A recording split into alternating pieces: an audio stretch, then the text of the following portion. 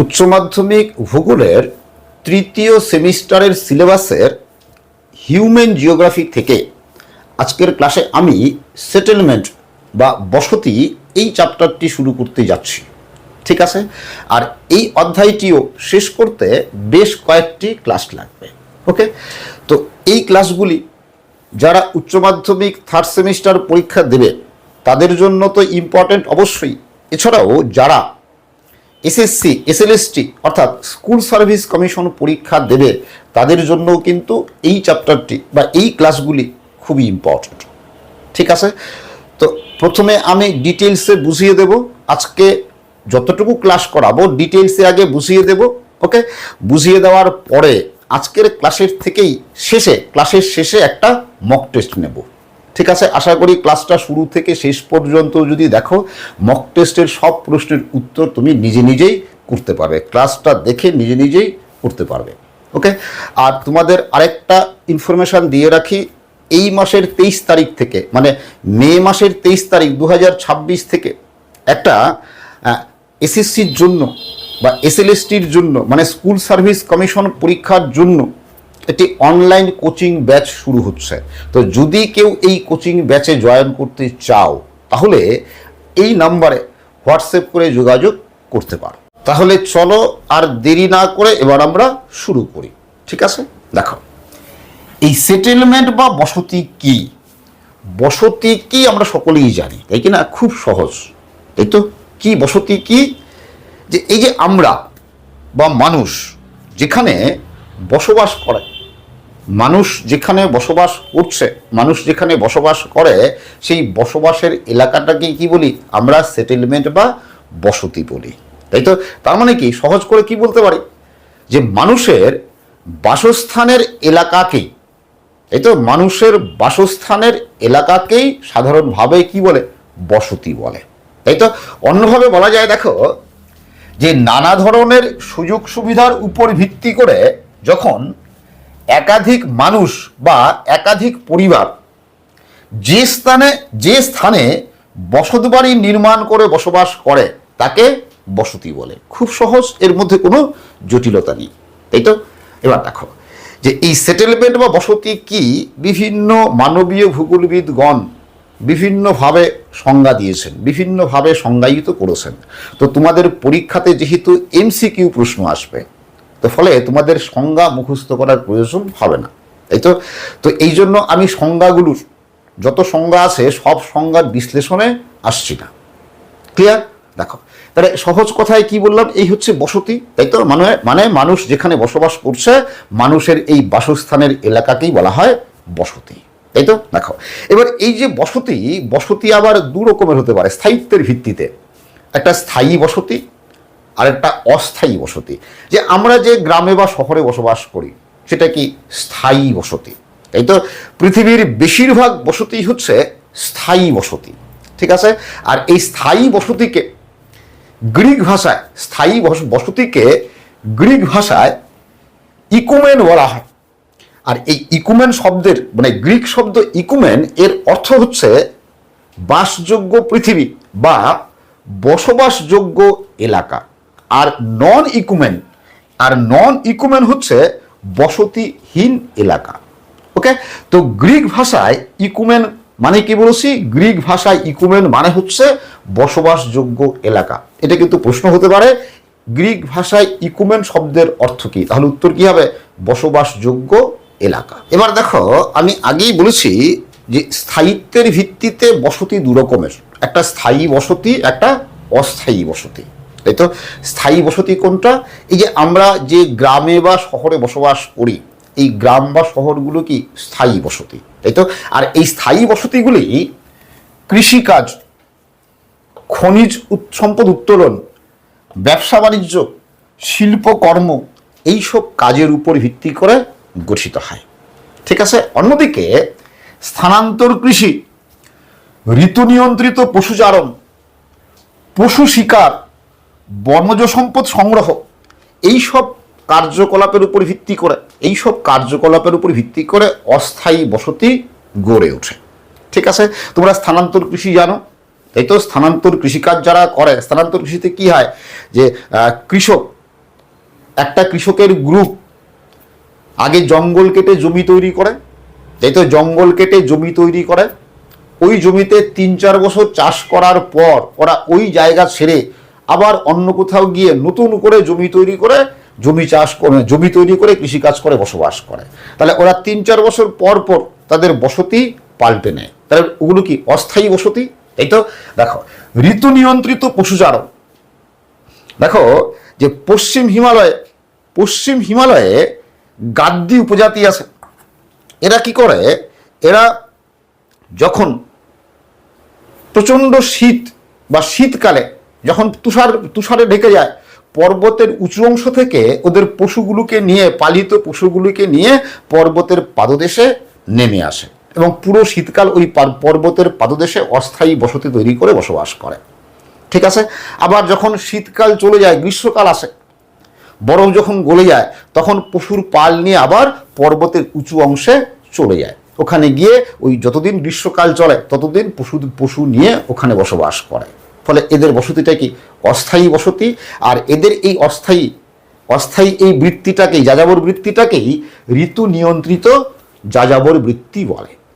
ঠিক আছে। আবার দেখো, পশু শিকার যারা করে, যারা বনজ সম্পদ সংগ্রহ করে, তারা অস্থায়ী বসতি তৈরি করে বসবাস করে। তাহলে কি বললাম, গাদ্দি উপজাতি, বেদুইনরা, আরবের বেদুইনরা, কিরগিজ, মাসাই, এস্কিমো, এইসব আদিম উপজাতি এরা অস্থায়ী বসতি তৈরি করে বসবাস করে। ঠিক আছে। তো এখান থেকে কিন্তু প্রশ্ন হতে পারে, কি বলছে, এখান থেকেও প্রশ্ন হতে পারে যে অস্থায়ী বসতিতে বসবাস করে 4টা উপজাতির নাম দেওয়া হলো বা 4টা জাতির নাম দিয়ে দিল, এর মধ্যে কোনটা? তাহলে বুঝতেই পারছো কি আছে, গাদ্দি, বেদুইন, কিরগিজ, মাসাই, এস্কিমো, এরা কি অস্থায়ী বসতি নির্মাণ করে বসবাস করে। দেখো, কর্মধারার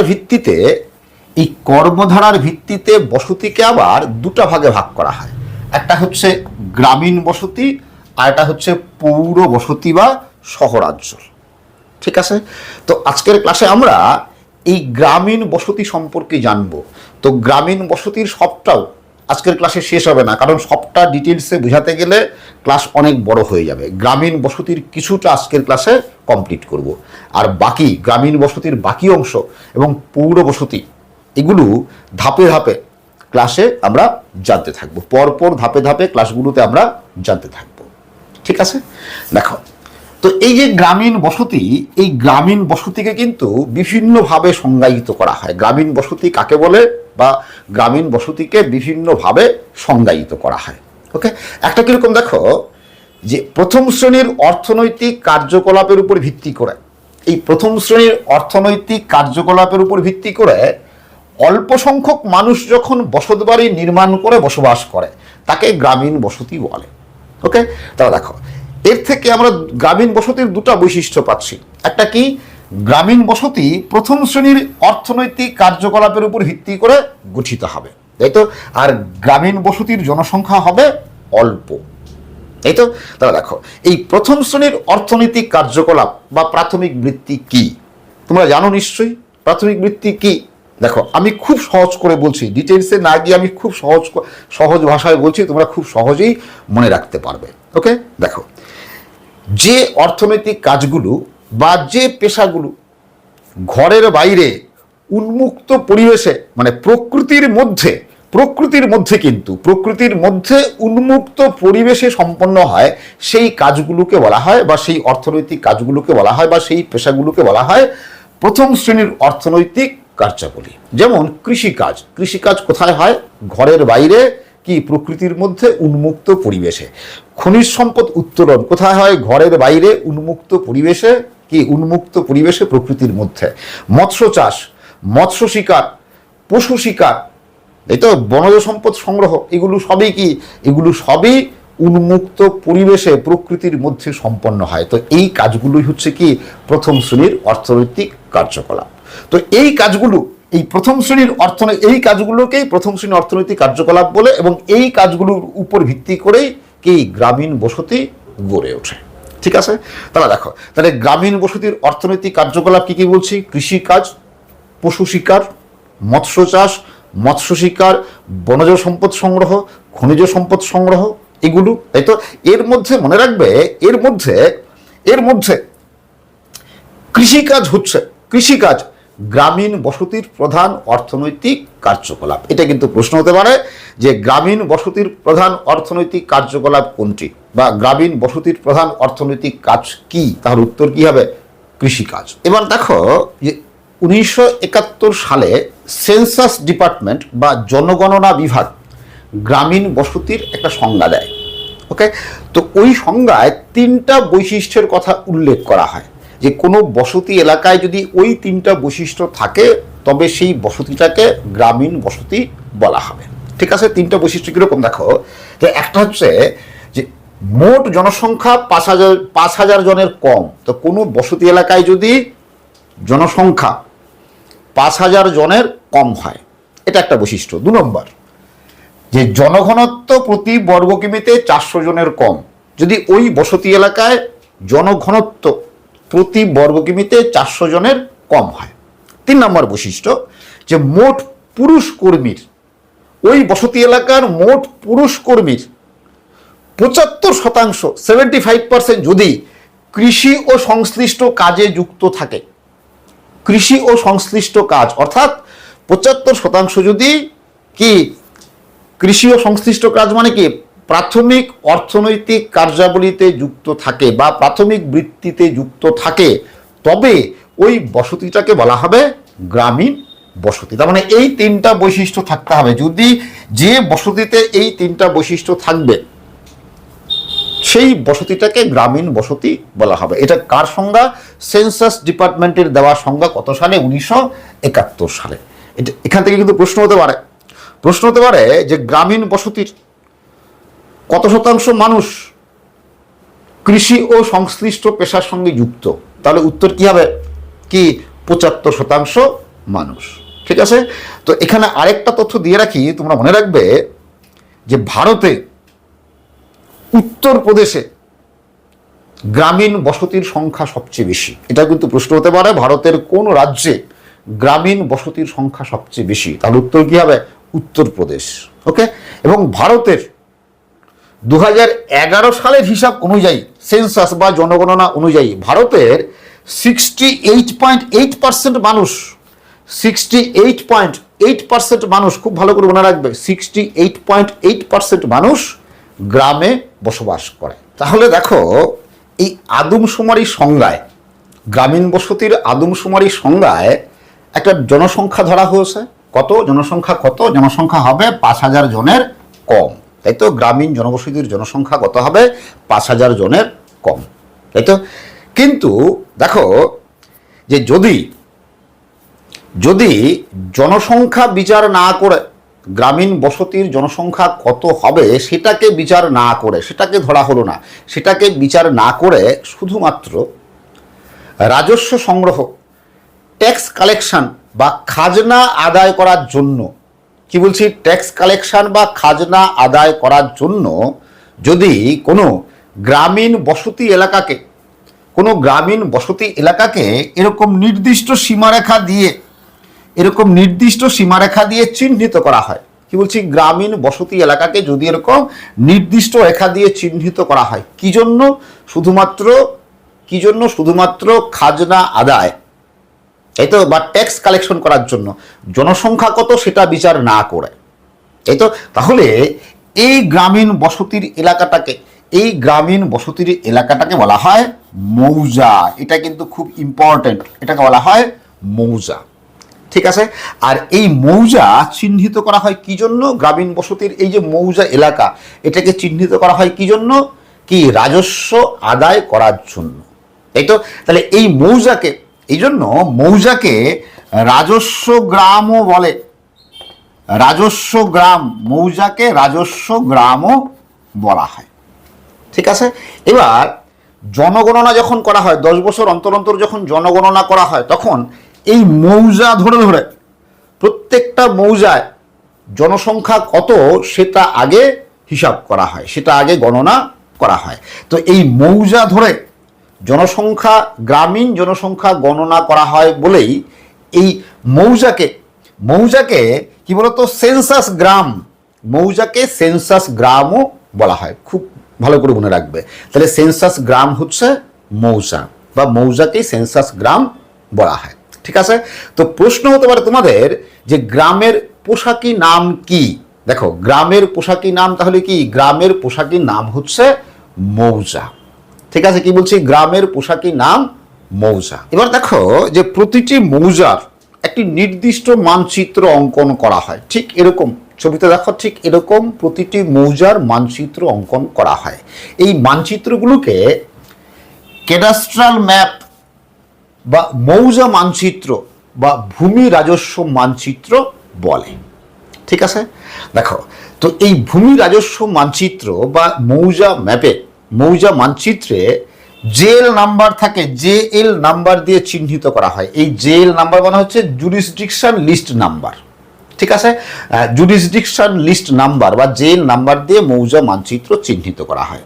মনে রাখবে, এই মৌজা মানচিত্রের স্কেল হয়, মৌজা মানচিত্রের স্কেল হয় 16 ইঞ্চিতে 1 মাইল। খুব ভালো করে মনে রাখবে, 16 ইঞ্চিতে 1 মাইল। আর এই জন্য মৌজা মানচিত্র একটি বৃহৎ স্কেলের মানচিত্র। এটা কিন্তু প্রশ্ন হতে পারে, মৌজা মানচিত্র কোন স্কেলের মানচিত্র? বৃহৎ স্কেলের, ক্ষুদ্র স্কেলের, মাঝারি স্কেলের বা স্কেলবিহীন কোন স্কেলের মানচিত্র? তাহলে উত্তর কি হবে? মৌজা মানচিত্র কি বৃহৎ স্কেলের মানচিত্র। এবার দেখো, যদি তোমাদের জিজ্ঞেস করি যে আমাদের দেশে সর্বোচ্চ প্রশাসনিক একক এবং সর্বনিম্ন প্রশাসনিক একক কি? দেখো, সর্বোচ্চ প্রশাসনিক একক হচ্ছে দেশ, আর সর্বনিম্ন প্রশাসনিক একক হচ্ছে মৌজা। কেন? দেখো, প্রশাসনিক একক মানে কি? যে শাসন কাজের সুবিধার জন্য চিহ্নিত এলাকা, তাই তো। তো শাসন কাজের সুবিধার জন্য কি করা হয়? শাসন কার্যের বা প্রশাসনিক কাজকর্ম চালানোর সুবিধার জন্য দেশকে কি করা হয়? দেশ আছে, দেশকে কতগুলি রাজ্যে ভাগ করা হয়েছে, তাই তো। এবার রাজ্যকে শাসন কাজের সুবিধার জন্য রাজ্যকে আবার কতগুলো জেলাতে ভাগ করা হয়েছে। তাহলে দেশের থেকে আয়তনে ছোট রাজ্য, রাজ্যর থেকে আয়তনে ছোট জেলা, তাই তো। এবার শাসন কার্যের সুবিধার জন্য জেলাকে আবার কতগুলি ব্লকে ভাগ করা হয়েছে। তাহলে জেলার থেকে আয়তনে ছোট কি? ব্লক, তাই তো। এবার ব্লকগুলোকে আবার কতগুলো মৌজায় ভাগ করা হয়েছে। তার মানে কি? ব্লকের চেয়ে আয়তনে ছোট হচ্ছে মৌজা। তাহলে এই সব কয়টা কি? প্রশাসনিক একক। দেশ, রাজ্য একটা প্রশাসনিক একক, জেলা একটা প্রশাসনিক একক, তাই তো। জেলা একটা প্রশাসনিক একক, ব্লক একটা প্রশাসনিক একক এবং মৌজা একটা প্রশাসনিক একক, তাই তো। তাহলে সর্বনিম্ন প্রশাসনিক একক কোনটা? মৌজা। সবচেয়ে ছোট সর্বনিম্ন প্রশাসনিক একক হচ্ছে মৌজা, আর সর্বোচ্চ দেশ। এটা কিন্তু খুব ইম্পর্টেন্ট, খুব ইম্পর্টেন্ট যে সর্বনিম্ন প্রশাসনিক একক কি? তার উত্তর কি হবে? সর্বনিম্ন প্রশাসনিক একক হচ্ছে মৌজা। ঠিক আছে, আর মৌজাগুলো দেখো, মৌজা কিন্তু কোনো গ্রামের নাম দিয়ে চিহ্নিত হয় না। মৌজাগুলো কি? জেএল নাম্বার দিয়ে চিহ্নিত হয়, জুরিসডিকশন নাম্বার দিয়ে, মানে জুরিসডিকশন লিস্ট নাম্বার দিয়ে চিহ্নিত হয়। এবার একটা মৌজার মধ্যে কি বলতো, একটা মৌজার মধ্যে একাধিক গ্রাম থাকতে পারে, আবার একাধিক গ্রাম একটা মৌজার মধ্যেও থাকতে পারে। এবার দেখো, মনে করো এই যে একটা গ্রাম আছে, তো দেখা যাবে এই যে গ্রাম আছে, দেখা যাবে যে এই গ্রামের তো অনেকগুলো প্রাথমিক বৃত্তি হতে পারে, তাই তো। দেখা যাবে যে কোনো একটা প্রাথমিক বৃত্তি, মানে এই গ্রামের বেশিরভাগ মানুষ কোনো একটা নির্দিষ্ট প্রাথমিক বৃত্তি বা অর্থনৈতিক কাজের সঙ্গে যুক্ত। তো কোনো একটা গ্রামের সবচেয়ে বেশি সংখ্যক মানুষ যে অর্থনৈতিক কাজের সঙ্গে যুক্ত, সেই কাজ অনুযায়ী গ্রামটাকে চিহ্নিত করা হয়, সেই কাজ অনুযায়ী গ্রামটাকে চিহ্নিত করা হয়। যেমন দেখো, কৃষি ভিত্তিক গ্রাম, তার মানে বুঝতেই পারছো কৃষিভিত্তিক গ্রাম মানে কি? যে গ্রামের বেশিরভাগ মানুষ, 75% বা তার বেশি মানুষ কৃষির সঙ্গে যুক্ত, কৃষি কাজের সঙ্গে যুক্ত, সেই গ্রামটা হচ্ছে কৃষিভিত্তিক গ্রাম। তো এই কৃষিভিত্তিক গ্রাম কোথায় দেখা যাবে? কৃষিভিত্তিক গ্রাম দেখা যাবে কোথায়? নদীর তীরবর্তী, তাই তো। নদীর অববাহিকায় উর্বর পলিমাটি এলাকায়, তাই তো, কৃষিভিত্তিক গ্রাম দেখা যাবে, তাই তো। আবার দেখো, মৎস্য সংগ্রহ ভিত্তিক গ্রাম, তারা বুঝতেই পারছো কি? যে গ্রামের বেশিরভাগ মানুষ কি? মৎস্য সংগ্রহের সঙ্গে যুক্ত। তো এই মৎস্য সংগ্রহ ভিত্তিক গ্রাম কোথায় দেখা যাবে? কোথায় দেখা যাবে এটা কিন্তু খুব ইম্পর্টেন্ট। কোথায় দেখা যাবে? নদীর তীরবর্তী এলাকায় এবং সমুদ্রের উপকূলবর্তী এলাকায়। ঠিক আছে, দেখো বনভিত্তিক গ্রাম, দেখো বনভিত্তিক গ্রাম মানে হচ্ছে যে গ্রামের বেশিরভাগ মানুষ বনজ সম্পদ সংগ্রহের সঙ্গে যুক্ত। ঠিক আছে, বন থেকে ফুল ফল পাতা মধু এগুলো সংগ্রহের সঙ্গে যুক্ত, সেই গ্রামকে বলা হয় বনভিত্তিক গ্রাম। ঠিক আছে, বনভিত্তিক গ্রাম কোথায় গড়ে ওঠে? দেখো অরণ্যের বা ফরেস্টের কিনারে প্রান্তবর্তী এলাকায় অথবা অরণ্যের মাঝে যদি বিশাল ফাঁকা জায়গা থাকে তাহলে সেই ফাঁকা জায়গায় এই বনভিত্তিক গ্রাম গড়ে ওঠে। আর এই বনভিত্তিক গ্রামকেই সবুজ গ্রাম বলা হয়। এটা প্রশ্ন হয় কিন্তু, সবুজ গ্রাম কোথায় গড়ে ওঠে? তাহলে কি অরণ্যের প্রান্তবর্তী এলাকায় বা অরণ্যের মাঝে বড় ফাঁকা জায়গায়। ঠিক আছে, তাহলে বনভিত্তিক গ্রামটাই কি সবুজ গ্রাম। এবার দেখো খনিজ ভিত্তিক গ্রাম, মানে বুঝতেই পারছো যে গ্রামের বেশিরভাগ মানুষ কি খনিজ সম্পদ সংগ্রহের সঙ্গে যুক্ত, সেটা কি খনিভিত্তিক গ্রাম। মালভূমি অঞ্চলে মানে খনিজ সমৃদ্ধ মালভূমি অঞ্চলে এরকম গ্রাম দেখা যায়। আর এই যে বনভিত্তিক গ্রাম বা সবুজ গ্রাম বলছি, পশ্চিমবঙ্গের সুন্দরবনে এরকম বনভিত্তিক গ্রাম বা সবুজ গ্রাম দেখা যায়। আবার দেখো পশুপালন ভিত্তিক গ্রাম, বোঝা যাচ্ছে যে গ্রামের বেশিরভাগ মানুষ কি পশুপালনের সঙ্গে যুক্ত। তো এই পশুপালন ভিত্তিক গ্রাম কোথায় দেখা যাবে? তৃণভূমি এলাকায়, তৃণভূমিতে বা তৃণভূমি সংলগ্ন এলাকায় এই পশুপালন ভিত্তিক গ্রাম দেখা যাবে। কোথায় দেখা যাবে এটাই কিন্তু ইম্পর্ট্যান্ট, এবং এগুলো কিন্তু খুব সহজ। ঠিক আছে, তো আজকের ক্লাস আমি এখানেই শেষ করব। এবার যে মক টেস্টের কথা বলছিলাম, কতগুলো প্রশ্ন তোমাদের দিচ্ছি, তোমরা প্রশ্নগুলো দেখবে, দেখে প্রশ্নের উত্তর কি হবে কমেন্ট বক্সে কমেন্ট করে জানাবে। ঠিক আছে, অপশনগুলো দেওয়া থাকবে, অপশন দেওয়া আছে, এই অপশনগুলোর মধ্যে কোনটা উত্তর হবে তোমরা কমেন্ট বক্সে কমেন্ট করে জানাবে। 1 2 3 এরকম করে জানাবে, আমি দেখে নেব। ঠিক আছে, দেখে আমি বলে দিব ঠিক হয়েছে না ভুল হয়েছে। তাহলে এবার প্রশ্নগুলো দেখে নাও। 1 নম্বর প্রশ্ন, গ্রিক ভাষায় ইকুমেন হলো এ বসতিহীন এলাকা, বি বাসযোগ্য এলাকা, সি ধারণযোগ্য এলাকা, ডি স্থিতিশীল এলাকা। 2 নম্বর প্রশ্ন, গ্রামীণ বসতির প্রধান জীবিকা হলো এ কৃষিকাজ, বি পশুপালন, সি মৎস্য চাষ, ডি শিল্পকর্ম। 3 নম্বর প্রশ্ন, ভারতের কোন রাজ্যে গ্রামীণ বসতির সংখ্যা সবচেয়ে বেশি? A Bihar, B Uttar Pradesh, C Madhya Pradesh, D Rajasthan. 4 number প্রশ্ন, সর্বনিম্ন প্রশাসনিক এলাকা হলো A block, B hamlet, C ক্ষুদ্র গ্রাম, ডি মৌজা। 5 নম্বর প্রশ্ন, বনভূমির মাঝে কোনো ফাঁকা স্থানে গড়ে ওঠা গ্রামকে বলে এ মৌজা, বি হ্যামলেট, সি সবুজ গ্রাম, ডি সেন্সাস গ্রাম। 6 নম্বর প্রশ্ন, গ্রামীণ বসতির কত শতাংশ, একটু প্রশ্নটা ভুল আছে কারেকশন করে নিবে, গ্রামীণ বসতির কত শতাংশ কৃষি ও সংশ্লিষ্ট পেশায় নিযুক্ত? এরকম পূর্বে কৃষি ও সংশ্লিষ্ট পেশায় নিযুক্ত।